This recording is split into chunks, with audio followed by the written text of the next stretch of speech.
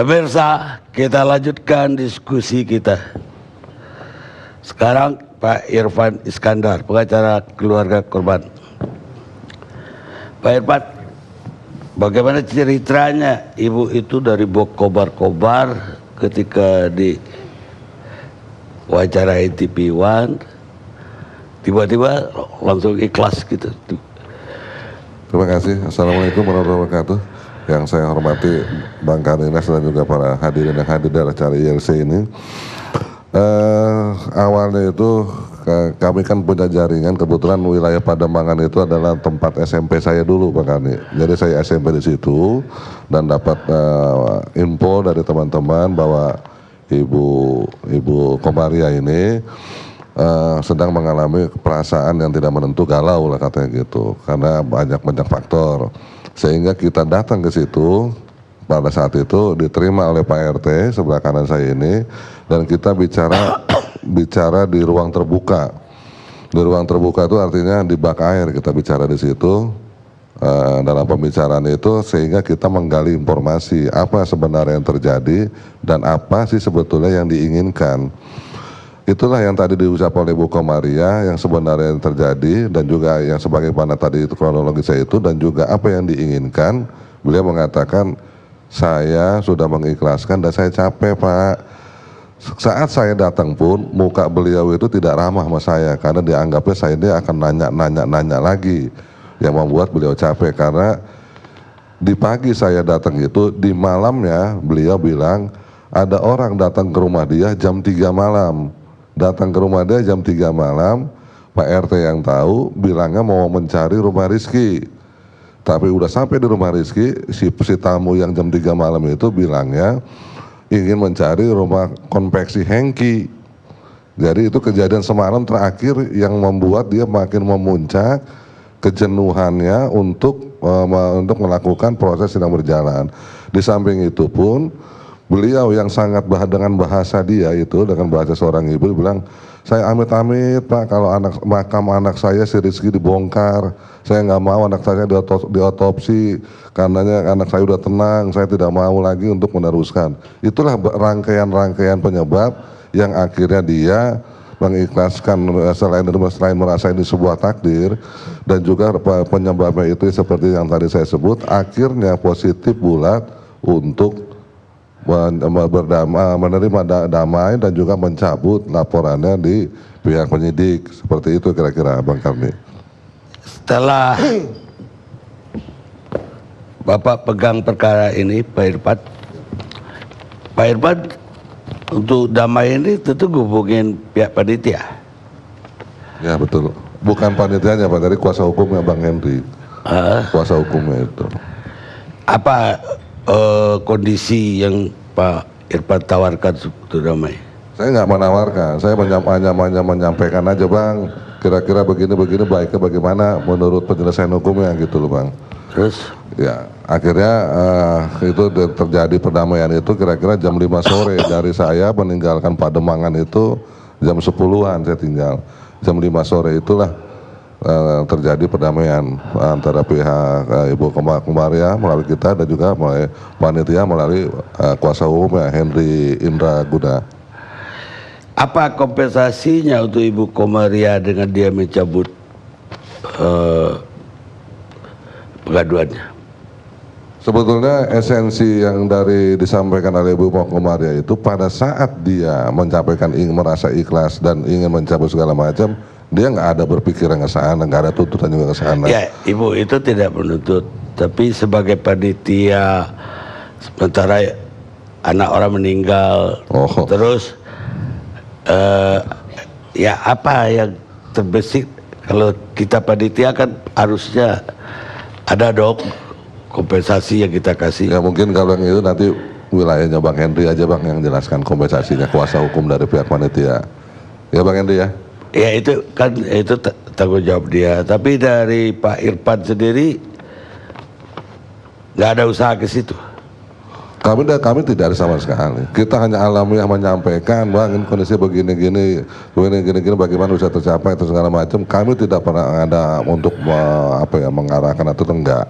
Karena pada saat datang nanti Pak RT juga bisa bicara, pada saat datang itu kondisinya kalau dikatakan udah sampai titik klimaks untuk tidak meneruskan lagi, terutama entah dari mana dapat informasinya, anak saya nggak mau diotopsi karena anak saya udah tenang katanya. Karena kalau dia dilanjutkan, salah satunya itu terjadi entah dapat mana informasinya nggak tahu.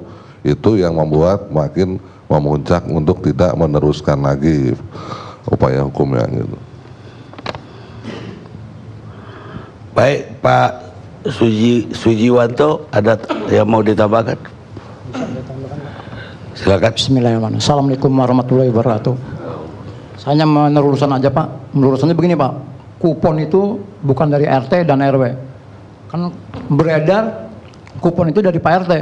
Tapi saya tidak pernah membagikan kupon itu. Itu yang pertama Pak. Yang kedua, warga masyarakat saya yang di RT 12 RW 13 manggil saya, Pak RT tolong selesaikan dong, jangan begini melulu, kasihan Bu Kokom. Itu semua Pak, dari remaja, agama semua lah, tokoh-tokoh masyarakat ngajak saya berdamai. Pak RT jangan diterusin begini, udah damai aja lah, kasihan Bu Kokom. Takutnya memang sih umur di tangan Allah Pak ya, takutnya nusul anaknya gitu, kan udah parah sakitnya Pak.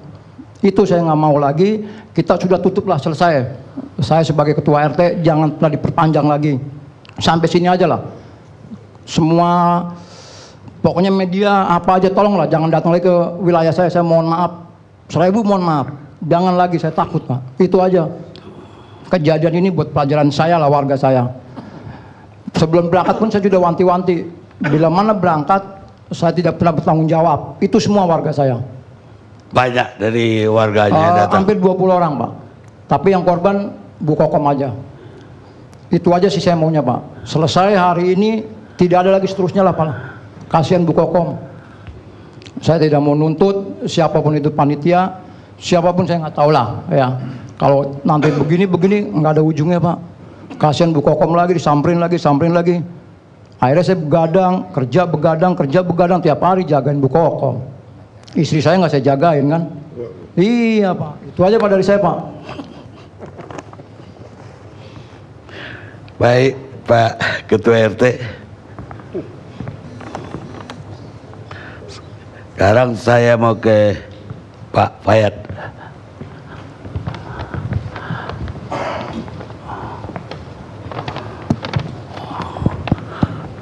Pak Fayat, Anda awalnya yang pegang kasus ini. Dari mana Anda waktu itu dapat kasus ini? Bismillahirrahmanirrahim. Assalamualaikum warahmatullahi wabarakatuh. Baik, terima kasih Bang Karni yang sudah memberikan waktunya kepada saya.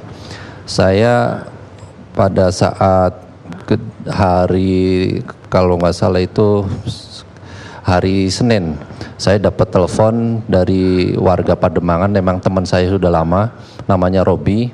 Dia meminta saya, Bang Fayad, ini ada warga kita yang kemarin sembako di Monas, anaknya meninggal, belum ada penasihat hukumnya.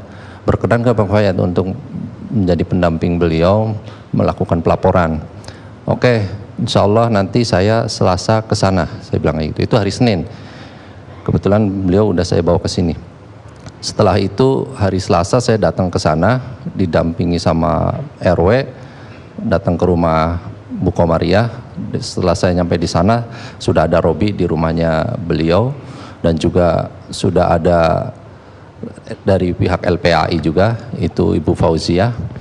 Lalu saya sampaikan, pada saat datang itu media sudah banyak Bang Arni, media sudah banyak. Terus saya sampaikan, tolong ini untuk media jangan dulu press conference, biar saya mau menyampaikan ke Ibu Komariah tentang hak-hak pendamping sebagai penasihat hukumnya. Saya terus masuk ke rumah beliau bersama dengan Pak Robi dan juga Ibu Fauzia, masuk ke rumah Bu Komariah. Terus saya jelaskan kepada Bu Komariah, Bu, tolong jelaskan perkara kronologisnya si korban dari A sampai Z. Dari mulai ibu dapat kupon, sampai ibu berangkat, sampai ibu di TKP, kemudian meninggal, kemudian dikirim ke RSUD, dan kemudian datang lagi ke sini pakai ambulan dibawa ke pemakaman di Bogor. Seperti itu. Akhirnya ibu itu menjelaskan semuanya detail dari A sampai Z. itu disaksikan sama Pak Robi dan juga LPAI dan juga anaknya yang tadi hadir itu Mas Adi. Dan di situ begitu mendengar penjelasan Bu Komariah, terus saya simpulkan, ya baik Bu, ini surat kuasa sudah saya buat. Untuk itu nanti kalau ini waktunya terkejar sore ini setelah conference, nanti kita ke Bareskrim. Tapi kalau tidak terkejar berarti besok paginya. Oke, baik Pak. Nanti setelah itu kita langsung ke ruangan di beda rumah, tapi masih yang punya kontrakan juga. Di situ saya melakukan press conference kepada rekan-rekan media bahwa saya menyampaikan bahwa sekarang saya selaku kuasa hukum dari Ibu Komariah, silakan barangkali rekan-rekan media ada yang mau ditanyakan, itu di situ saya jelaskan semuanya. Apa yang diucapkan Bu Komariah saya sampaikan juga sama rekan-rekan media di situ. Nggak ada yang saya kurangi dan nggak ada yang saya tambahin. Saksinya adalah Pak Robi dan Ibu Fauzia sendiri. Demikian Bang Karni. Apa yang diucapkan? Yang diucapkan Bu Komariah pada saat itu, beliau memang mendapatkan 3 kupon untuk pergi ke Monas itu dari Ibu Sri, warga RW 11. Kemudian Ibu Sri menyampaikan ke Ibu Komariah, Bu Komariah, ini ada kupon buat makan, ada hadiah sembakonya juga, terus ada buat ditukar, ada untuk tukar sembako dan juga ada hadiahnya. Ajak anak lu tuh buat refreshing, kayak gitu bahasanya, bahasa Betawi Bang Karni. Ajak anak lu tuh biar refreshing, jangan di rumah mulu. Itu, nah namanya Ibu Komariah, namanya nggak pernah kemana-mana dan anaknya itu memang nggak pernah jauh dari si Ibu Komariah itu. Akhirnya dibawalah pada hari hanya itu, pada hari Sabtu itu dianterin sama anaknya yang tadi Mas Adi sampai ke titik kumpul di Bus Mayasari Bakti. Dari situ dia bilang berangkat jam 9.40 sampai di Monas sekitar pukul 10.30. Lah dari Monas itu sudah di tempat itu dia membawa anaknya karena belum makan. Dia bilang nyari antrian yang makan. Lah pas di antrian makan, mungkin Ibu Komariah itu bilang sekitar ada di depannya itu kurang lebih antara 10 sampai berapa orang.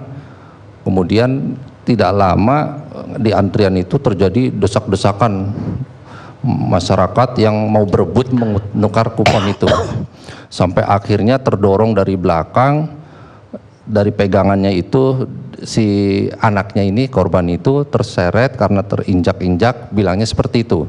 Kemudian yang dari depan merangsek lagi ke belakang karena yang udah dari depan mendorong lagi ke belakang. Akhirnya si ibu itu berusaha menyelamatkan anaknya, bahkan dia bilang sampai menutupi badan anaknya seperti ini untuk melindungi anaknya agar tidak terinjak lagi sama orang lain. Kemudian setelah itu berhasillah si ibu ini membawa anaknya ke pinggiran, keluar dari desak-desakan masyarakat itu. Dibawalah di bawah pohon itu. Kemudian ketika di bawah pohon, si Ibu Komariah itu meminta tolong kepada yang diduga menurut si ibu itu adalah para panitia laki-laki itu, ada berlima laki-laki itu. Ibu itu menyampaikan, Mas tolong ini anak saya udah muntah-muntah kayak gitu. Tapi yang diduga panitia itu 5 orang menyampaikan, maaf Bu, kita lagi sibuk, keadaannya sudah kacau begini, sudah chaos, jadi minta tolong yang lain, seperti itu. Akhirnya si ibu itu minta tolong, ada mbak-mbak yang lewat, Mbak tolongin anak saya ini udah muntah, ini udah kejang-kejang. Si mbak itu kemudian memberi bantuan, ikut, Ibu kenapa ini anaknya? Ya udah coba saya cari bantuan, dapatlah itu ortu tentara yang lewat. Dimintain tolong sama si mbak itu. Sebelum tentara itu, mohon maaf Bang Karni, sebelum tentara itu datang, si ibu itu minta tolong si mbaknya untuk menelpon si Mas Adi tadi untuk datang ke Monas, anaknya ini sakit gitu, jadi tolong segera datang ke Monas. Nah setelah nggak lama dari itu datang yang 2 tentara itu lewat, dimintain tolong. Akhirnya si tentara itu membawa langsung si ibu sama anaknya ini ke posko medis yang terdekat di situ, yang ada di area Monas. Baik. Setelah nyampe di area posko medis, dokter yang di posko medis menyarankan karena melihat kondisi korban yang sudah cukup parah untuk dirujuk ke RSUD Tarakan. Nah, dari situ dipakailah ambulan yang ada di panitia. Kemudian ambulan itu menuju RSUD Tarakan sekitar pukul 14 nyampe di RSUD. Dari pukul 14 sampai jam 2 pagi itu masih dalam ruangan IGD. Begitu dari pukul 2 sampai 4.35 baru dipindahkan ke ruang PICU. Setelah pukul 4.35, sekitar pukul 35 baru dokter menyatakan bahwa korban sudah meninggal dunia. Seperti itu Bang Arni. Ketika Anda ketemu ibu itu dan dia tanda tangan surat kuasa, ibu itu minta apa? Tidak ada yang diminta sama ibu apa, itu. Tuntutannya waktu itu apa? Oh, tuntutannya minta diproses sampai tuntas perkara ini, agar perkara ini diselesaikan, agar ketahuan siapa pelaku yang ada di balik semua ini, yang bertanggung jawab itu siapa. Itu permintaannya seperti itu. Terus kapan Anda tahu bahwa kuasa Anda sudah dicabut? Sampai sekarang saya masih jadi kuasa hukumnya, karena belum ada pencabutan yang datang ke kantor saya maupun ke saya pribadi, belum ada pencabutan dari Bu Komariah. Makanya saya heran dengan pernyataan Bu Komariah yang katanya sudah mencabut surat kuasa saya gitu. Saya sampai sekarang belum menerima itu surat pencabutan kuasa itu. Lah, Anda udah tahu bahwa dia punya pengacara baru yang tadi Pak Irfan tadi? Ya, saya justru tahunya baru sekarang. Baru sekarang? Baru sekarang saya tahunya. Tapi bahwa ibu itu udah mencabut laporan ke polisi, Anda tahu? Oh itu, kalau itu tahu saya dari rekan-rekan media, karena menanyakan, karena rekan-rekan media kan tahunya kuasa hukumnya itu saya, jadi mereka menanyakan, Pak Fayad kenapa ini LP-nya kok dicabut? Loh, kata siapa? Oh ini udah ada Pak bukti pencabutannya, itu semalam waktu Sabtu malam ibu datang katanya. Oh ya nggak tahu, saya sampai detik ini belum ada pemberitahuan dia mau mencabut LP.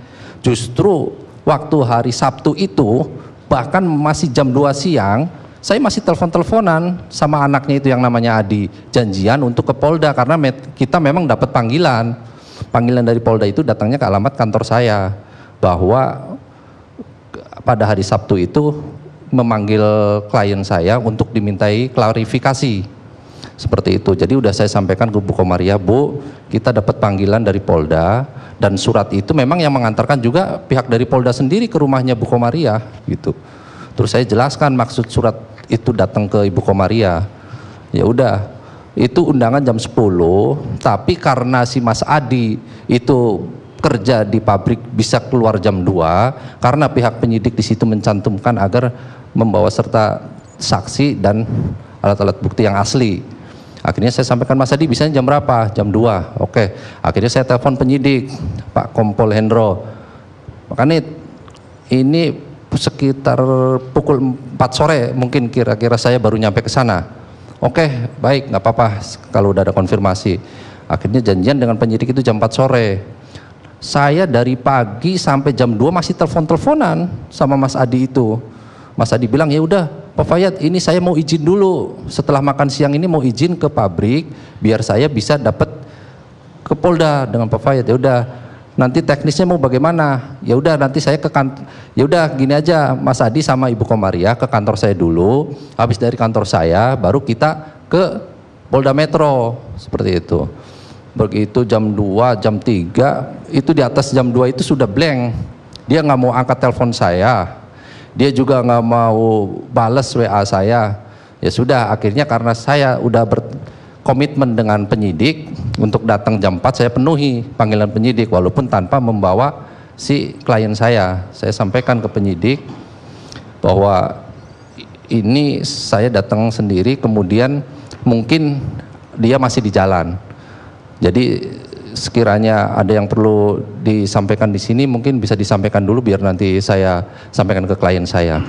Terus penyidik bilang ke saya begini, Pak Karni, begini Pak Fayad, ini perkara ini sudah masuk tahap penyidikan karena ternyata pelaporan dari klien saya ini adalah pelaporan yang kedua Pak Karni. Jadi bukan pelaporan yang pertama.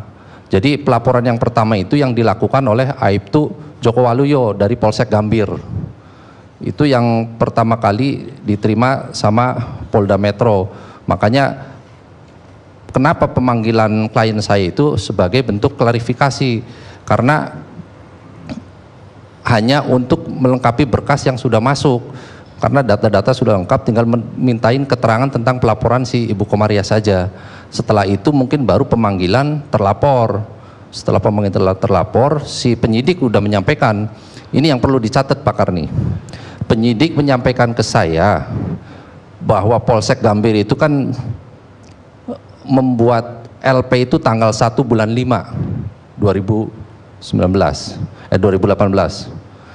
yang dibuat oleh Aibtu Joko Suparlan, yang menemukan tindak pidananya itu Bribka Waluyo, itu dari Reskrim Polsek Gambir.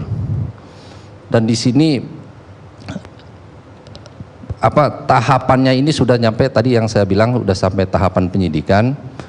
Dan pada saat itu juga Kanit Kompol Hendro itu menyampaikan ke saya bahwa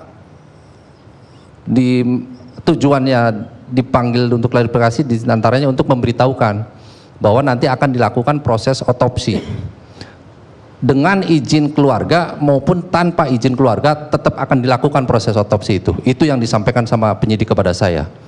Jadi nggak ada persetujuan dari pihak keluarga pun tetap akan dilakukan proses otopsi itu. Itu penjelasan dari penyidik kepada saya. Jadi saya sempat menyampaikan kenapa harus sampai ke otopsi Bang, saya bilang kayak gitu. Sedangkan penyebab kematian dari RSUD sendiri sampai sekarang belum ada kejelasan. Gitu. Oh enggak, itu kita sudah ada hasil rekam medis dari RSUD. Oh, karena saya sampai sekarang pun belum dapat dari penyebab kematian dari RSUD. Terus penyidik menyampaikan seperti itu, pokoknya dengan persetujuan atau tanpa persetujuan keluarga itu pasti akan dilakukan proses otopsi, karena itu kewenangan penyidik untuk mengungkap penyebab kematian yang sebenarnya, seperti itu Bang. Baik, setelah pengaduan itu dicabut, Anda nggak hubungin klien Anda? Saya setelah LP dicabut, itu belum pernah menghubungin lagi, malah anaknya yang pernah menghubungin saya dan WA saya minta maaf seperti itu, menghubungi saya tapi tidak terangkat dan minta maaf ke saya. Saya baru menghubungi hari tadi, begitu saya dapat undangan untuk datang di ELC, baru saya menghubungi Mas Adi. Saya tanyakan ke Mas Adi, saya hanya menanyakan tentang hal-hal yang mengait dengan pencabutan LP itu, karena sudah beredar di Kelurahan Pademangan ada pemberian sejumlah uang dengan nominal yang besar. Akhirnya saya tanyakan langsung, klarifikasi sama Mas Adi.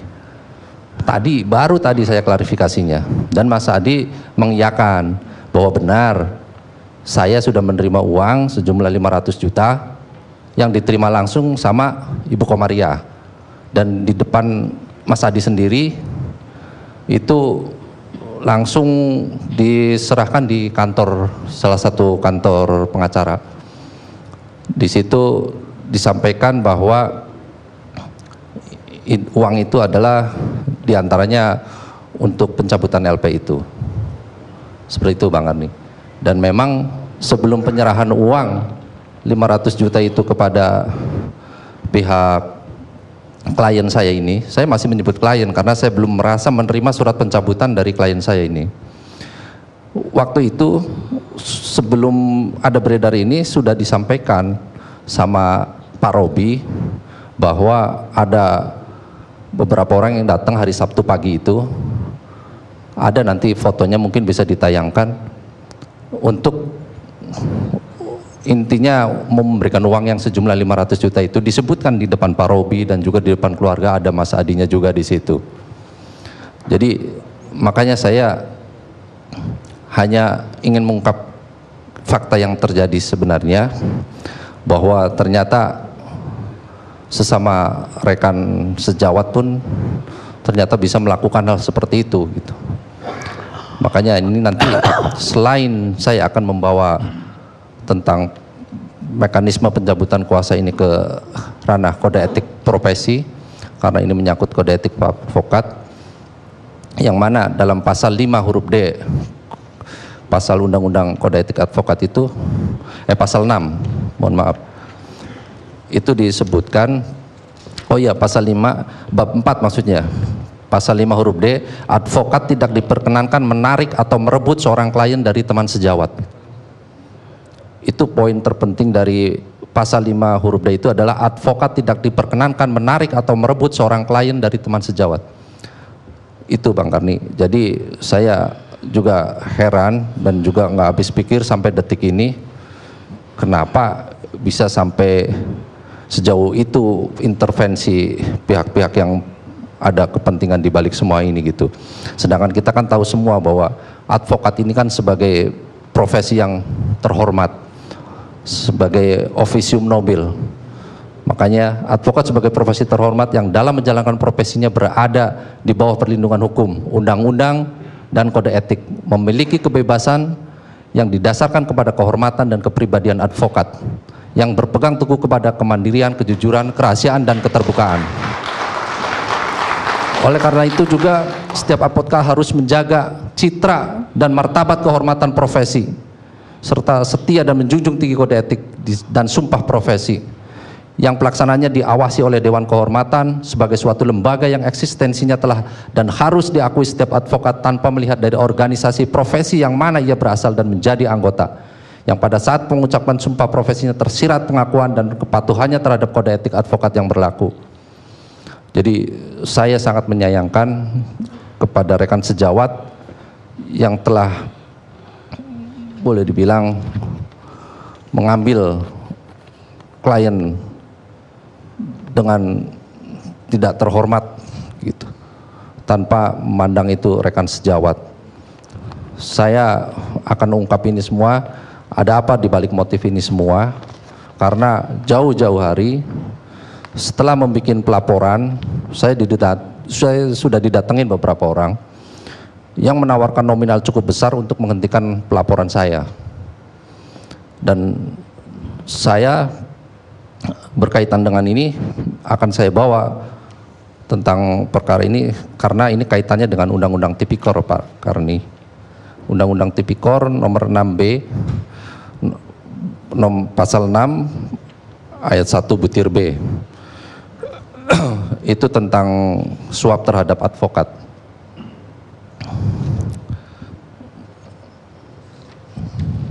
Jadi beberapa orang yang sudah mendatangi saya, bahkan sudah menelpon saya dan juga memohon kepada saya untuk mengarahkan klien saya untuk mencabut laporannya. Tapi alhamdulillah sampai detik ini saya nggak mau cabut itu laporan karena saya mengungkap di balik peristiwa ini siapa pelaku dan di belakang penanggung jawab kejadian ini semuanya. Saya alhamdulillah sampai detik ini tidak tergiur dengan tawaran-tawaran nominal yang datang ke saya, dan mungkin para pihak dan orang-orang yang mendatangi saya itu tidak bisa melobi saya atau menegosiasi saya. Akhirnya mereka datang langsung ke klien saya. Mereka datang langsung ke klien saya, dimanapun siapapun orangnya, ditawarin dengan nilai nominal yang besar, pasti dia akan tergiur. Apalagi saya melihat kondisi Bu Komaria ini sangat-sangat memprihatinkan. Rumah yang sepetak itu juga masih mengontrak gitu Bang Karni. Tapi yaitu saya kembalikan lagi tadi kepada rekan-rekan yang sejawat yang sudah mempengaruhi klien saya ini untuk mencabut laporannya, dan saya akan buktikan bahwa semua yang dilakukannya itu adalah berakibat hukum, dan akan saya bawa ranah ini satu ke ranah kode etik advokat, dan tadi mengenai pasal 6 ayat 1 butir B tentang suap terhadap advokat. Di situ sudah dijelaskan ancaman pidananya 3 tahun sampai maksimal 15 tahun dengan denda 150 juta sampai maksimal 750 juta. Tapi Anda tahu kan bahwa korban yang satu lagi Maesa, bukan Rizky, satu lagi. Ada. Dari awal saya tahu dan dia diceritakan juga sama dia tidak melapor. Tidak melapor. Kebetulan RW-nya juga dekat dengan saya, Bang Andi Pane. Dia bilang bahwa untuk keluarga Mahesa sepertinya tidak akan melakukan pelaporan. Dan sampai detik ini pun memang saya nggak pernah berhubungan dengan pihak keluarganya dari almarhum Mahesa itu. Jadi saya langsung datang. Kenapa orang tua aja nggak mau melapor? Oh, kalau menurut saya memang Saya nggak bisa berpendapat untuk yang keluarga Mahesa karena saya memang ketemu pun sama orang tuanya belum pernah gitu Bang Karni. Baik. Jadi saya nggak bisa menyimpulkan apa yang terjadi dengan keluarga Mahesa seperti itu Bang Karni. Yang jelas poin terpenting saya tentang pencabutan surat kuasa sampai detik ini saya dan di kantor saya pun saya tanya staf saya, bahkan sampai OB saya tanyain ada nggak surat datang ke saya gitu. Nggak ada itu surat yang mengenai pencabutan surat kuasa terhadap saya gitu. Makanya saya heran di sini klien saya dibawa-bawa sama orang lain gitu kan. Sedangkan saya sendiri selaku kuasa hukum nggak tahu dia keberadaan di mana karena saya sudah diprotek nggak bisa menghubungi klien saya sendiri gitu.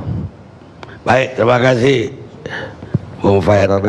Mungkin Bang Karni ada tayangan yang mungkin bisa dilihat, yang mungkin bisa dijelaskan sama Saudara Robi tentang gambar yang nanti bisa dilihat sama. Apa ada tayangannya? Berupa gambar, mungkin nanti Saudara Robi bisa menjelaskan tentang gambar itu.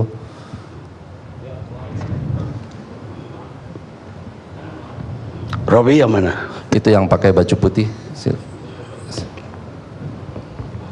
Karena dia yang ada di TKP waktu ada orang-orang yang datang untuk menawarkan sejumlah uang itu, Pak Karni. Belum ada kabarnya. Baik, kita Klarifikasi cancel boleh, dulu, Pak Karni? nanti baru Robi dengan kabar. Silakan. Terima kasih Pak Karni. Apa yang disampaikan oleh rekan advokat Faya tadi, bahwa kita mengerti fungsi surat kuasa dan juga syarat saat berakhirnya kuasa itu kan telah diatur dalam Kitab Undang-Undang Hukum Perdata, bahwa tentunya pihak penyidik pun pada saat kami mendampingi Ibu Komaria di kepolisian juga mengerti tentang hal itu. Jadi pada saat kami berhadapan di sana itu kami diterima oleh pihak penyidik, hal-hal itu sudah telah kami lampirkan di muka penyidik. Hanya kami akui kalau belum dikirim ke rekan Fayat, emang iya kami akuin. Tapi secara formil, legal formil, syarat berakhirnya kuasa itu adalah jika si pemberi kuasa itu mencabut kuasanya itu. Dan dengan mencabut kuasa itu, maka kuasa itu berakhir. Kalau sekarang beliau itu belum tahu, iya kami akuin belum pernah kami kirim. Tapi dengan itu tidak membatasi atau tidak menyebabkan batalnya kuasa yang baru yang kami terima. Jadi hal ini yang kiranya perlu dipastikan dulu secara hukum. Jadi kita pembicaraannya tidak berdasarkan di luar konteks hukum, tapi harus berdasarkan hukum yang diatur dalam Kitab Undang-Undang Hukum Perdata tentang saat-saat berakhirnya kuasa. Kalau tentang hal-hal yang lain yang dikatakannya tadi adalah penyuapan terhadap advokat ataupun juga, ya boleh-boleh saja. Tapi berpendapat seperti itu, tapi artinya kan tidak terlepas dari pengertian definisi penyuapan itu seperti apa. Seperti saya bilang tadi, pada saat saya berbicara di rumah itu, Pak RT ini masih ada. Apa yang saya sampaikan, Robi juga emang ada, apa yang saya sampaikan, iya. Nah, lalu yang membicarakan itu siapa, perlu diperjelas juga. Artinya, kepada advokat, tidak pernah kami mengajukan suapan, menyogok untuk melakukan sesuatu, tidak ada. Yang kami bicarakan pada saat itu adalah bahwa kepentingan klien adalah yang paling utama. Apa intinya, apa maunya klien itu yang paling utama. Hal-hal di luar kepentingan klien jangan dihiraukan. Karena ini yang berkembang di media masyarakat segala macam adalah menjadi konsumsi politik. Sementara apakah klien menginginkan hal itu? Terbukti dari tadi klien bicara di sini, kami hanya tidak ingin menuntut apa-apa, cuma ingin siapa bertanggung jawab. Jadi artinya pada saat itu kami menyampaikan pembicaraan itu, kepentingan klien tidak direspon. Itulah makanya tadi katanya sebelum datang bahwa ucapan Bu Komaria itu seperti itu.